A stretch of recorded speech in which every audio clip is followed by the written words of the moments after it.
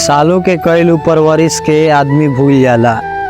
माई जे बोले के सिखौली अब आदमी उनकरे के चुप करावेला। कितना मेहनत से गिनती सिखावे लो, लेकिन अब आदमी उनकरे लो के गलती उनकरे लो से गिन गिन के सुनावेला। सुतत ना होइयन उ जब तक हमनी के ना सुतत होके सन। आज फिर से वो हमनी के वजह से सो ना पावेले। हर एक तकलीफ में हमनी के आंसू पोछस। आज हमनी के बेरुखी पर खुद के आंसू बहावेले। लिपट जाला आदमी उनका के पकड़ के जब जी चाहेला, लेकिन जब उनकर मन करेला तो आदमी कितना कतराला हो।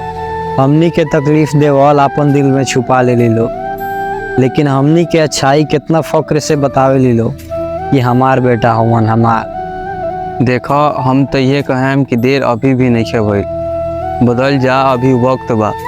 चाहे गलती केहू को हमनी के हाथ जोड़ के मनावल जाई, कंधा पर बैठा के पूरा दुनिया दिखावल जाई।